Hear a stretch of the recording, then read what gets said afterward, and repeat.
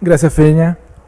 Bien, queridos, en este primer culto de aforo reducido les recuerdo también que a partir de este mes los cultos de aforo reducido van a ser solamente una vez al mes. El primer sábado dominical de cada mes va a ser de aforo reducido, ¿ya? Y entonces, para que ahí lo tengan en consideración. Y les pido por favor que mantengan sus Biblias abiertas. Yo sé que hace calor. ¿Cómo estás? Hace menos calor que el otro sábado, ¿cierto? El horario parece que está ayudando bastante. Oremos al Señor. Padre eterno, te damos las gracias por tu palabra y te adoramos, Señor, en esta tarde. Queremos, Señor, escuchar tu palabra en este primer sermón del año y oramos, Padre eterno, que tú nos hables al corazón y que nuestro corazón sea asombrado por ti, por tu infinitud, por tu grandeza, por tu majestad. Te alabamos y te damos las gracias por tu bondad, amado Dios. Y te rogamos, Padre, que nos mantengas concentrados y enfocados. En el nombre de Jesús. Amén. Gracias, Pablo. Ahora los veo. No los veía. ¿Pudieron leer con la luz apagada o no? ¿Pudieron leer? Bueno, la mayoría de ustedes tiene el celular, entonces es más fácil. Bueno, como les decía, estamos comenzando una nueva serie que se llama Nadie como Él, basado en un libro de Jen Wilkins. Nadie como Él, explorando el carácter único de Dios. Así se llama nuestra nueva serie.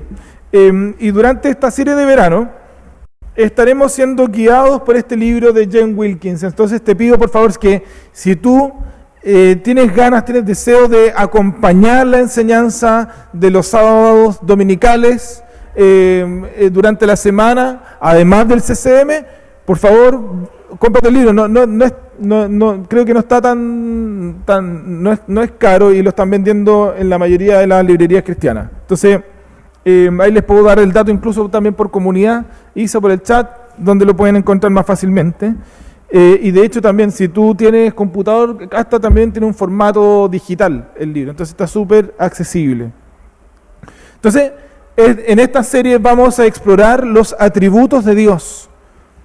Aquellos atributos de Dios que no son comunicables a las personas. Existen diferentes tipos de atributos de Dios, ¿cierto? Los que son particularmente comunicables hacia nosotros y los que no son comunicables hacia nosotros. Un atributo comunicable, por ejemplo, es la sabiduría, ¿cierto?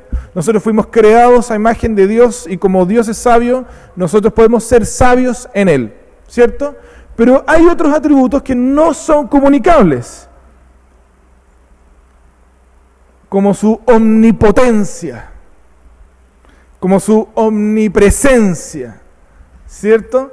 Como su infinitud enorme, infinita, sin límites. Y es eso lo que vamos a ver hoy día. Un Dios que no tiene paralelo.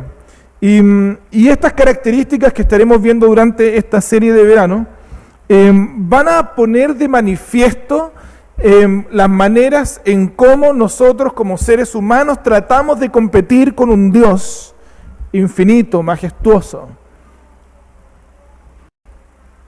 Y cómo fracasamos al competir con este Dios. Y la manera entonces en que su majestuosa naturaleza satisface, colma de manera mucho más abundante, de manera mucho más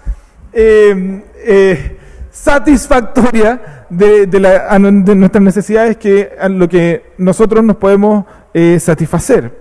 Entonces, durante este sermón vamos a estar viendo un Dios infinito y vamos a estar explorando tres cosas. Primero, el Dios infinito, ¿cierto? Segundo, el Dios infinito hecho hombre. Y tercero, el Dios infinito y nosotros. Mira que somos amorosos. Les pusimos una presentación ahí para que vayan siguiendo el sermón.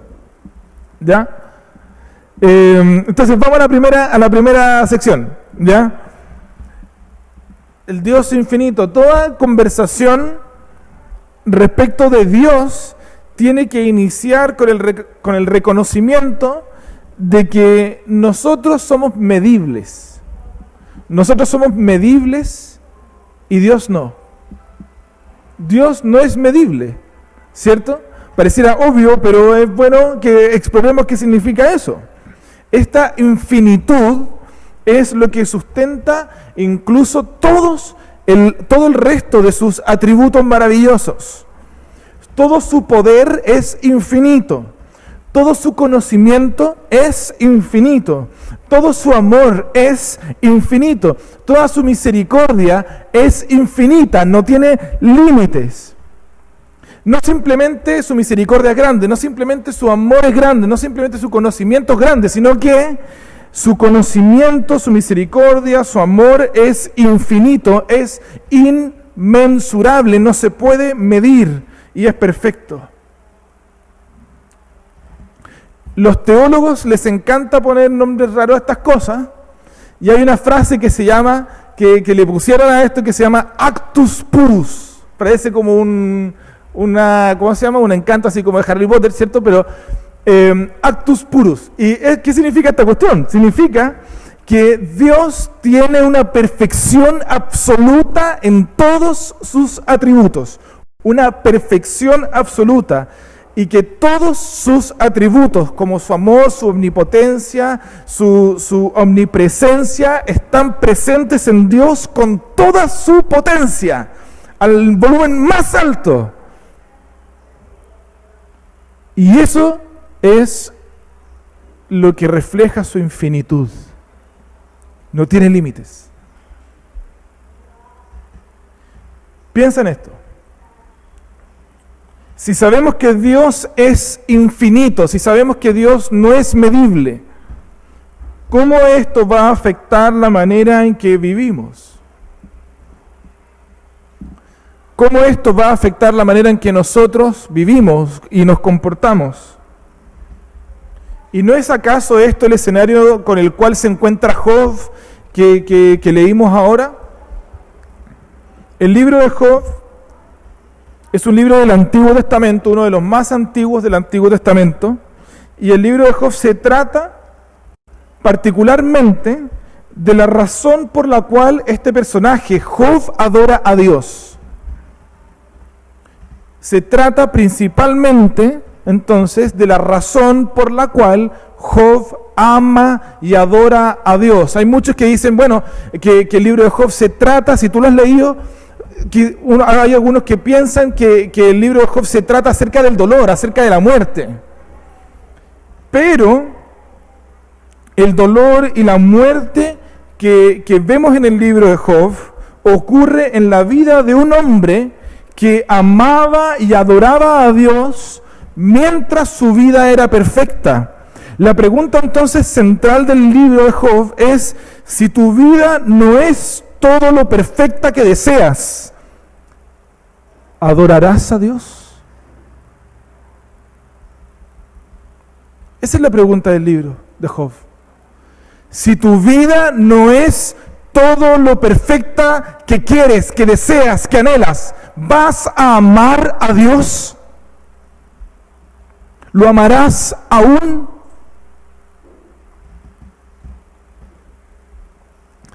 Y en el caso de Job, siendo el hombre, como dice el primer capítulo de Job, con más honra del mundo de aquel entonces, con más riquezas, con muchos hijos, con más ganado que nadie prácticamente en el mundo, con criados, con una vida perfecta, Job así amaba a Dios. Pero la pregunta que levanta Satanás en el capítulo 1 es si acaso Job ama a Dios gratuitamente. Si acaso Job ama a Dios independientemente de todas las bendiciones que Dios le ha dado. Y así comienza el libro de Job. Poco a poco Job va perdiendo todo. Pierde hasta el respeto y el amor de su esposa. Nos muestra al principio del capítulo de Job cómo Job incluso después de perder a sus hijos, de entrar en luto, de perder su salud, de perder su riqueza, de perderlo todo, hasta se agarra con su esposa. Entonces no es una vida perfecta ahora. Entonces ahí se levanta la pregunta: ¿amarás a Dios aún?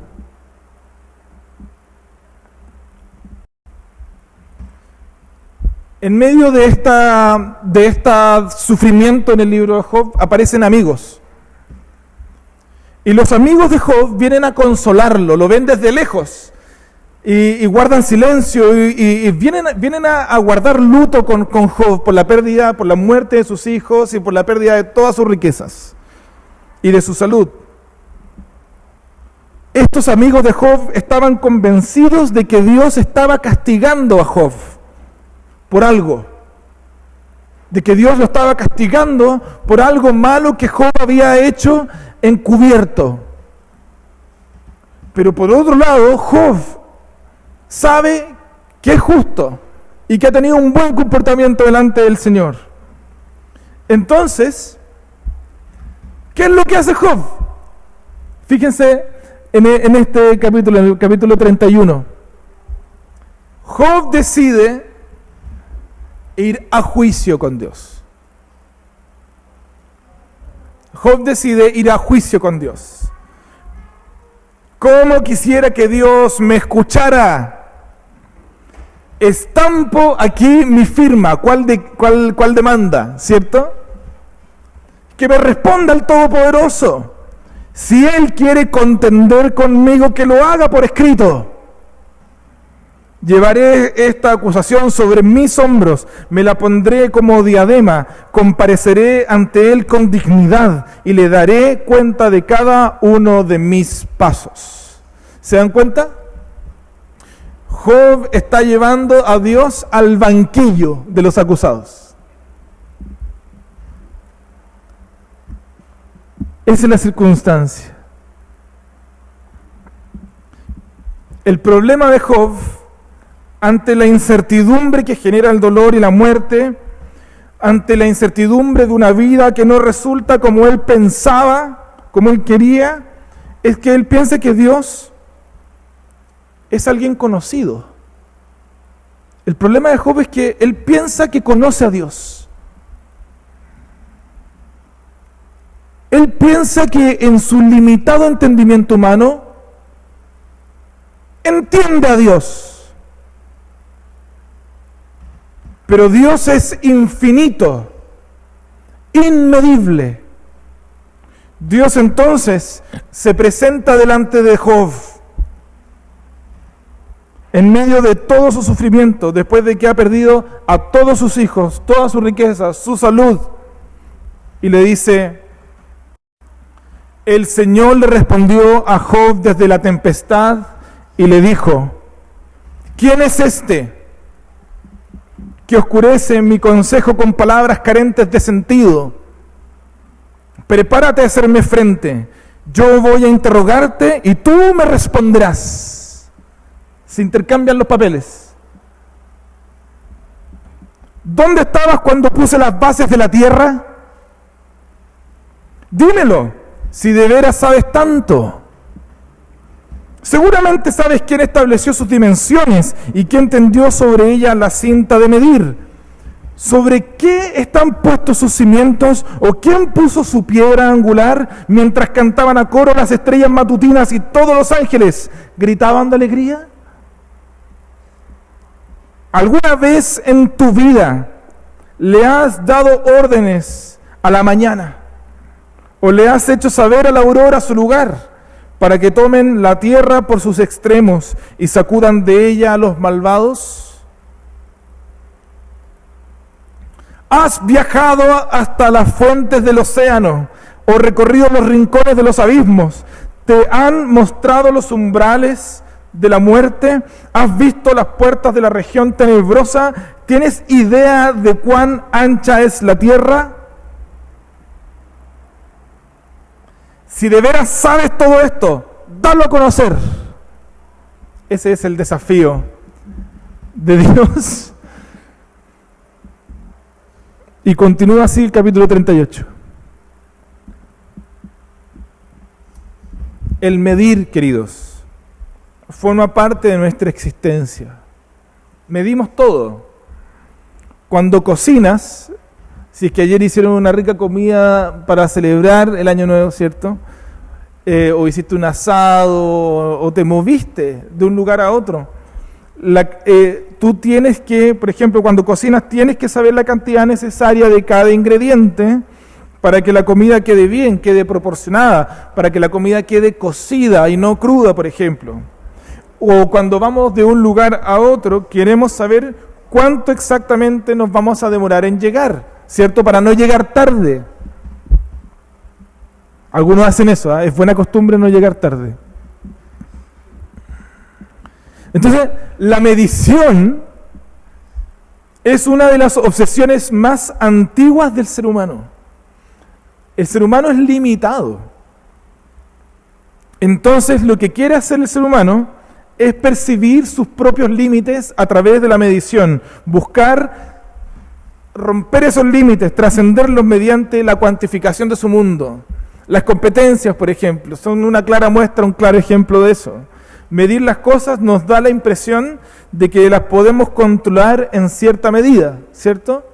Medir las cosas nos da quizás la sensación de que somos capaces de controlar nuestro mundo y de tener seguridad, de tener tranquilidad, una sensación de control.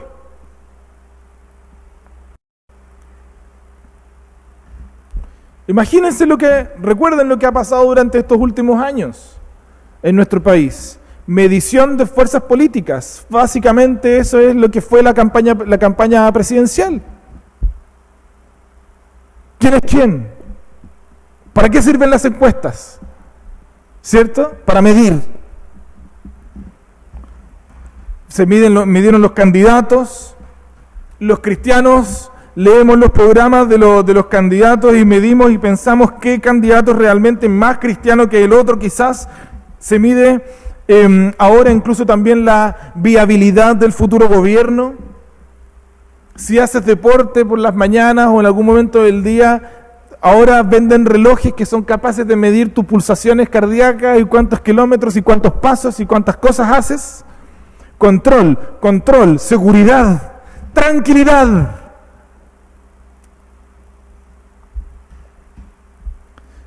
Lo que aprendimos de Job es que el Dios de la Biblia es un Dios infinito. No se puede medir, es incalculable. El Dios de la Biblia es incontenible. El Dios de la Biblia es libre, es totalmente ilimitado, es salvaje, es indomable. Paradójicamente, aquel que es inmensurable es la medida de todas las cosas. Y en su mano están contenidas y sostenidas todas las cosas, y nuestras vidas limitadas están ahí. Entonces, cuando nos enfrentamos a nuestros límites, nos enfrentamos a la realidad de que somos criaturas débiles, queridos. Como dice la Biblia, somos de barro. No tenemos en nuestras manos la historia. No podemos prolongar nuestra existencia terrenal más allá de los límites que el Dios infinito ha establecido. Entonces, ¿qué hacemos ante un Dios infinito? ¿Qué hacemos ante un Dios infinito y nuestras vidas limitadas? Bueno, lo obvio, ¿cierto? Reconocer nuestras limitaciones. Reconocer su infinitud. Y eso, queridos, es un acto de adoración. Reconocer quién es Él como un Dios infinito y reconocer mi limitada naturaleza es un acto de adoración. y principalmente me recuerda, me remarca, le dice a mi corazón, no soy Dios, no manejo la historia. Dios en amor, entonces nos enseña estos límites a través de su palabra. Por eso lo enseñamos. A través de las pruebas, como la muerte, como la pandemia, por ejemplo, y en fin, y así. Y también a través de la disciplina. El Señor nos humilla a través de esos medios para que recordemos que no somos Dios y tampoco lo es nadie que nosotros conozcamos. No hay ninguna persona que es Dios, solo Él. Y mientras estaba preparando este sermón, dije, quizás para nosotros como iglesia, este es un buen momento para orar. Quizás este es un buen momento para orar y guardar silencio por un minuto y ver cómo esta realidad afecta a nuestra vida particular. Estamos en el primer sermón del año, queridos. Cómo el Dios infinito, la realidad del Dios infinito va a permear tu 2022. Cómo este Dios infinito va a darle luz a nuestros problemas, porque los vamos a tener este año. A nuestras ansiedades. Cómo este Dios infinito va a traer luz a nuestros miedos. Todo eso lo vamos a tener este año. ¿Te parece entonces si tomamos un minuto para orar al Señor? Cuéntaselo al Señor en oración. Tomemos un momento antes de seguir con el sermón.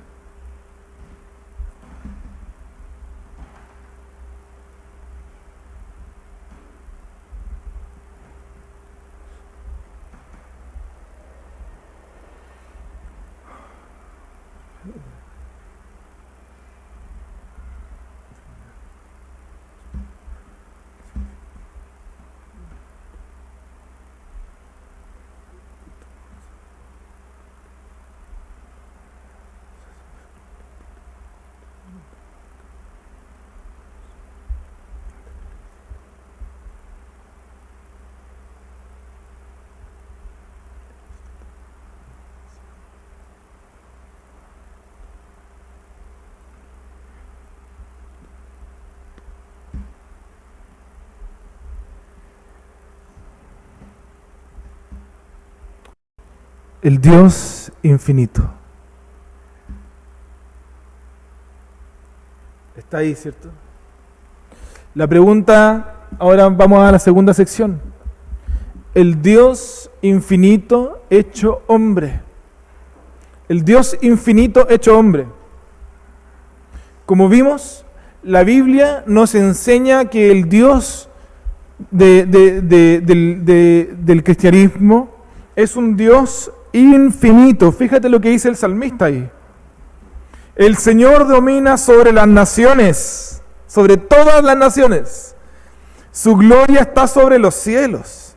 ¿Quién como el Señor nuestro Dios, que tiene su trono en las alturas y se digna contemplar los cielos y la tierra? ¿Quién como Él? Se cayó algo.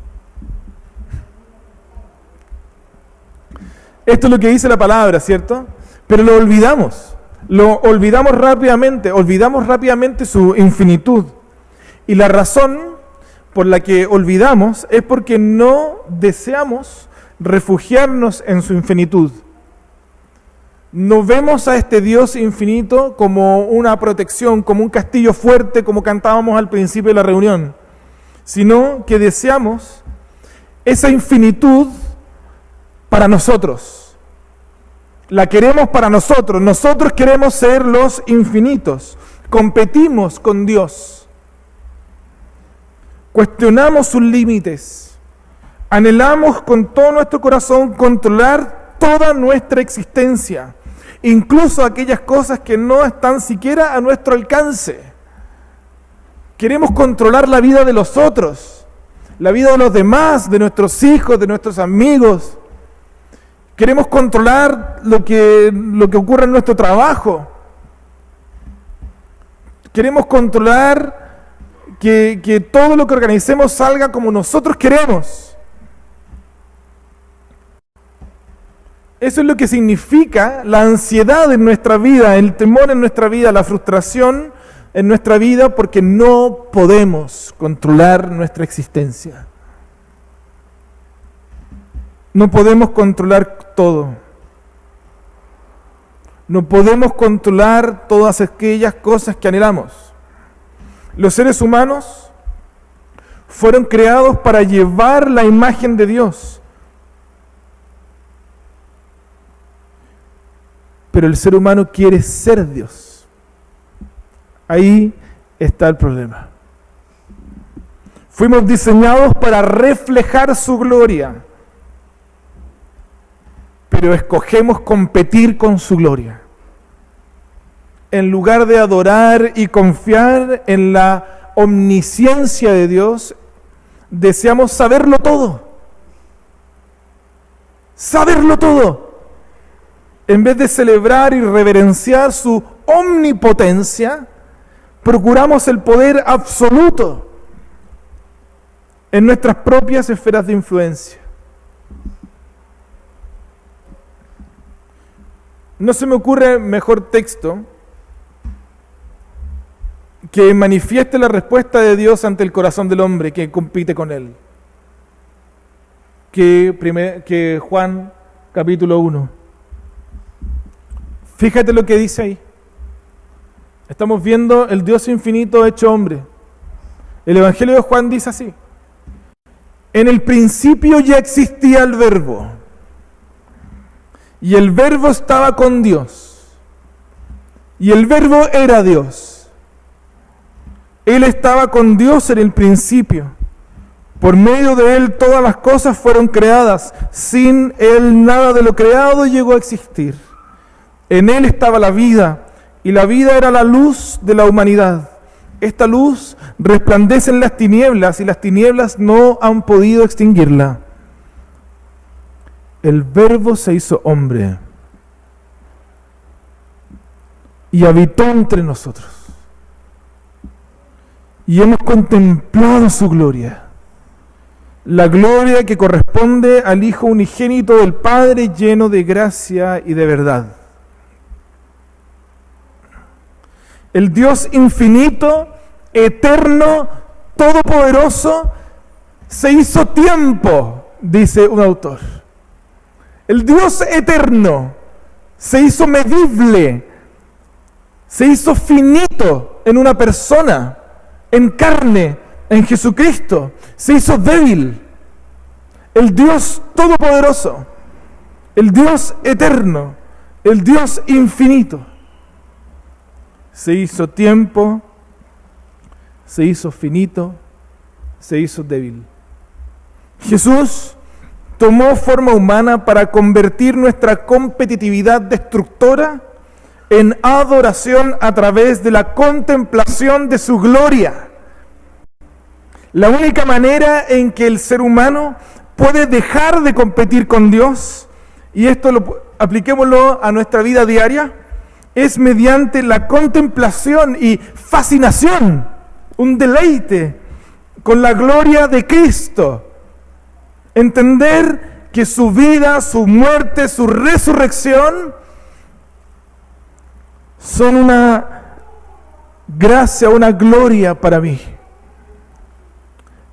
En su vida, muerte y resurrección, el ser humano es humillado y al mismo tiempo sustentado, transformado a la imagen de Cristo en el poder del Espíritu Santo. La crianza con los niños arroja muchas luces a esto. Nos ayuda a entender esto de muchas maneras. Nosotros tenemos 2 hijos y el menor de ellos está constantemente intentando traspasar los límites. Siempre. A toda hora. Es insoportable. No, pero siempre está ahí, perseverante. Más dulces de los permitidos. Más tiempo de televisión de lo permitido. Menos comida de lo necesario. Límites. Él siempre quiere romperlos. Y un gran etcétera en muchas dimensiones. Y esto nos ha llevado a disciplinarlo muchas veces, a conversar con él, intentando que aprenda que los papás, nosotros, yo y mi esposa, la Caro, lo amamos con todo nuestro corazón. Y que los límites no reflejan un desamor hacia él, sino todo lo contrario. Lo amamos y queremos lo mejor para él, ¿cierto? ¿Acaso así no actúa Dios en el Evangelio a través de Jesús? ¿Acaso no es así como actúa Dios en el Evangelio a través de Cristo? En medio de nuestra constante competencia con Él diariamente, en la mañana, apenas te despiertas, Dios nos disciplina y nos muestra su amor en Cristo. Nuestro corazón, queridos, puede tener descanso de la competencia con Dios solamente gracias a Jesús. Solamente lo puede hacer Él. Y si tú luchas como yo con la ansiedad de controlar las cosas de manera incontrolable y te asalta la ansiedad, tú vas a poder obtener descanso únicamente gracias al poder del Espíritu Santo en nosotros por la fe. Entonces yo te animo a ti a decirle al Señor en oración: perdóname, Señor, perdóname, Padre, por competir contigo. Me arrepiento por querer ser como tú. Muéstrame tu belleza. Muéstrame la bella cruz. Muéstrame cómo me has limpiado de mis pecados. Muéstrame cómo me has limpiado de mi rebelión. Dile eso al Señor.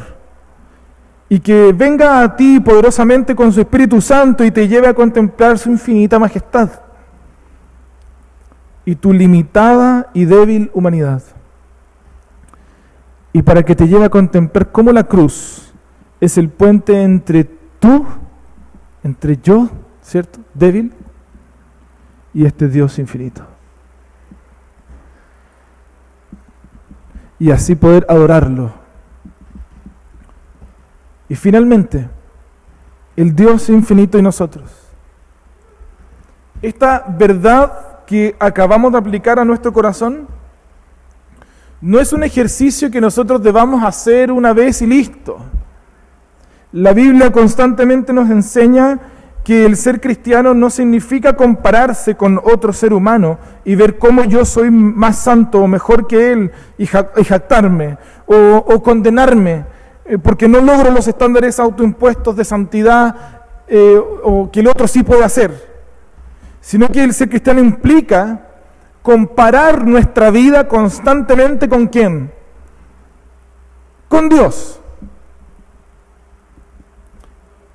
Y ser humildes y refugiarnos en la cruz como el único puente entre el Dios infinito y nosotros finitos. Solamente Él puede tanto humillarnos como ser nuestro refugio. Ahí está el seguro refugio para nuestra alma. Fíjate en lo que dice Jesús a sus seguidores en el Evangelio de Lucas. ¿No se venden 5 gorriones por 2 moneditas? Sin embargo, Dios no se olvida de ninguno de ellos. Asimismo sucede con ustedes. Aún los cabellos de su cabeza están contados. No tengan miedo. Ustedes valen más que muchos gorriones. Aleluya, ¿cierto? Ahí radica la segura esperanza del creyente.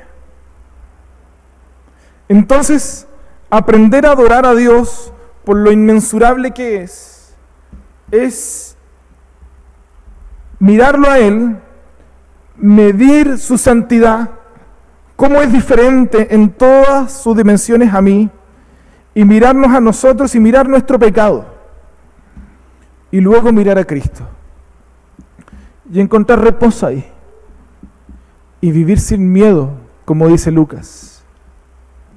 No temas.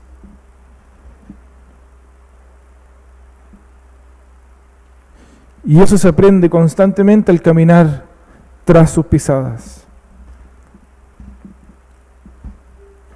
El encuentro diario con este Dios infinito. Entonces, la pregunta es, ¿estamos dispuestos? ¿Estás dispuesta? ¿Estás dispuesto a ser enseñable? ¿A ser humilde? ¿A reconocer tu limitada naturaleza y su inmensurable majestad? Oremos al Señor. Padre, te damos las gracias por tu palabra y te damos las gracias por quién eres tú, amado Dios. Eres nuestro Padre, pero al mismo tiempo eres nuestro Señor, nuestro Creador, el Dios infinito que creó todo el cosmos.